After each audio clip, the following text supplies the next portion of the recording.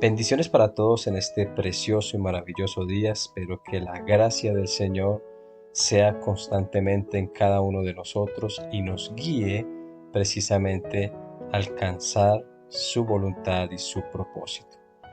Bueno, damos gracias a Dios porque en esta semana se festeja pues una de las grandes tradiciones que podemos ver, como lo es la Semana Santa. Sin embargo, para nosotros está claro que no es tanto una semana como tal, aunque eh, tenemos que reconocer que esto nos recuerda el propósito principal de la muerte de nuestro Señor Jesucristo para salvación. Sin embargo, todos los días para nuestras vidas son vidas consagradas a nuestro buen Dios, en donde constantemente queremos agradarle con todo nuestro corazón. Bueno, seguimos con nuestro estudio, tratando lo que es la primera carta a los tesalonicenses, capítulo 5, pero hoy estaremos tratando lo que es el versículo 17 y hablaremos de la persistencia en la oración. Dice la palabra del Señor: oren sin cesar. Esto, como ya lo hemos hablado y lo hablábamos la semana pasada, es un mandato. No es si de pronto nosotros queremos, sino que como creyentes debemos de comprender que este mandato que el Señor nos dio, eh, de una u otra forma para muchas personas termina siendo una fuente de malinterpretación. Y la pregunta es ¿por qué? Porque cuando nosotros conocemos lo que es la soberanía de Dios, cuando conocemos lo que es la voluntad de Dios, cuando conocemos inclusive lo que es la providencia divina, nos hacemos muchas preguntas, y es si definitivamente Dios tiene el control absoluto, ¿por qué nosotros tenemos que orar? ¿En qué cambian las cosas si todo lo que Dios ha determinado así se hará?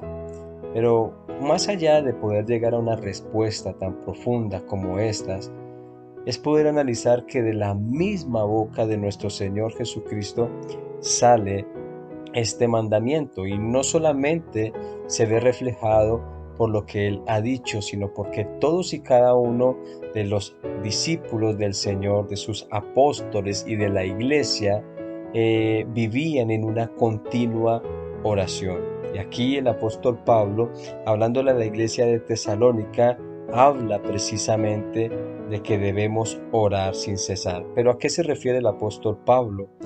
Debemos orar las 24 horas al día. Eh, Debemos estar memorizando oraciones para que de una manera repetitiva podamos estar clamándole a nuestro buen Dios. Pues aunque existe quizás muchas incógnitas con respecto a todo esto, nosotros y cada uno de los cristianos que hemos entregado nuestras vidas al Señor, eh, podemos llegar a una conclusión, y es que cada persona que ore al Señor debe de hacerlo de una manera sincera, debe de hacerlo de una manera apasionada, y que cause en cada una de nuestras vidas esa expectación, que cuando yo ore al Señor de una u otra forma, mi vida se encuentra la expectativa de saber qué es lo que Dios va a hacer en cada una de nuestras vidas. Pero hay algo también que nosotros debemos comprender, y es que por más que el Señor nos diga que debemos orar, también debemos ver un pasaje muy importante que tiene que ver con la primera carta de Juan,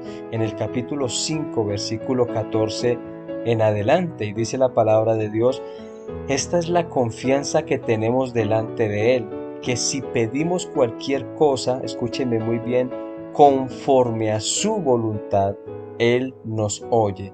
Y sabemos que Él nos oye en cualquier cosa que pidamos. Sabemos que tenemos las peticiones que le hemos hecho. Si alguien ve a su hermano cometiendo un pecado que no lleva a la muerte, pedirá, y por él Dios dará vida a los que cometen pecado que no lleva a la muerte. Hay un pecado que lleva a la muerte. Yo no digo que se deba de pedir por ese.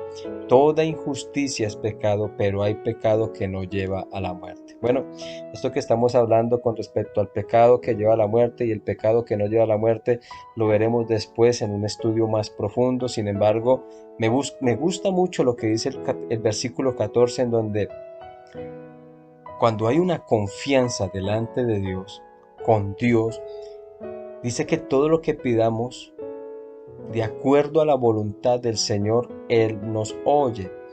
Y tenemos la plena confianza de que al oír el Señor nuestras oraciones que van de acuerdo a su voluntad, pues por ende el Señor traerá esa respuesta. Ahora, cada uno de nosotros quizás buscamos a Dios para que, pues con intenciones totalmente diferentes a las que el Señor ha mandado. Si nos ponemos a analizar todo lo que hoy se ven dentro de muchos lugares, por ejemplo, oraciones de guerra espiritual, yo quisiera ver eso reflejado en alguno de estos hombres, haciendo ciertos tipos de guerra espiritual como se ven hoy por hoy, o declarando y decretando que hoy vamos a tener tierras, casas, riquezas, cuentas llenas, milagros sobrenaturales. Yo quisiera ver quizás dentro de la palabra del Señor, y no quiero decir que Dios no obre, pero yo quiero ver cómo estos hombres oraban en realidad. Si nosotros hemos visto a través de las Escrituras, es algo muy profundo y tiene que ver cómo el apóstol Pablo pide al Señor para que la iglesia, por ejemplo, alcance el pleno conocimiento de Dios.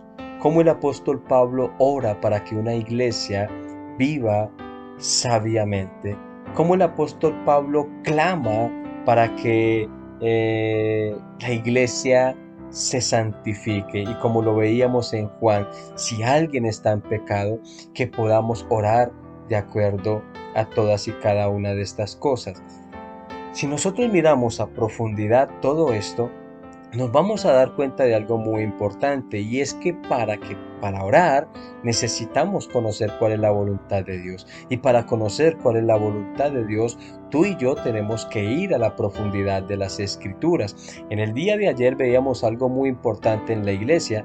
Queremos ser fortalecidos, queremos ser valientes, pero precisamente para conquistar eh, eh, las cosas terrenales, el mundo, ser valientes ante el mundo. Y hablo precisamente no para ir a conquistar a los perdidos, sino que hablábamos de algo muy profundo, y es, queremos todas y cada una de estas cosas, ¿para qué? Lo que tú quisieras hoy, ¿para qué es? ¿Tú quieres riquezas? ¿Para qué es? ¿Tú quieres sanidad? ¿Para qué es? ¿Tú quieres una restauración de tu hogar? ¿Para qué es? ¿Tú quieres que tus hijos salgan de la drogadicción? ¿Para qué es? ¿Tú quieres fortaleza, sabiduría, discernimiento, dones, llamamiento? Pregunto, ¿para qué es? Porque muchas veces nosotros clamamos al Señor desconociendo lo que es verdaderamente el propósito y la voluntad del Señor. Cuando nosotros oramos de acuerdo a la voluntad de Dios, estamos viendo algo muy importante, y es que primero es porque estamos cumpliendo con sus mandamientos. Segundo, porque hacemos las cosas que a Dios le agradan. Y tercero, como lo estamos viendo aquí, debemos pedir según la voluntad de nuestro buen Dios. Y aquí es donde podemos ver que esa oración nos llena a nosotros de tanta confianza y de tanta seguridad, que todo lo que nosotros estamos pidiendo al Señor, Él nos lo dará. Por eso, Él, al escuchar nuestras peticiones, vamos a ver la manifestación de la gloria de Dios actuando no solamente sobre cada una de nuestras vidas, sino de una iglesia que se ha determinado a confiar y a creer en el Señor. Pablo, cuando le pedía a la iglesia, oren por mí para que se me abran puertas para la predicación de la palabra, y en el mismo momento que predique la palabra, los corazones sean tocados y sean transformados y se vuelvan al Señor. Eso es la voluntad de Dios.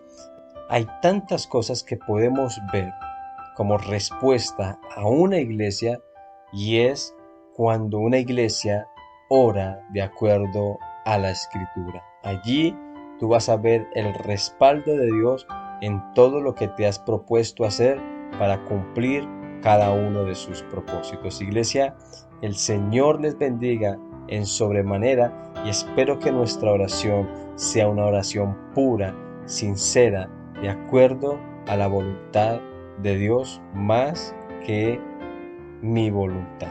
Dios les bendiga y Dios les guarde.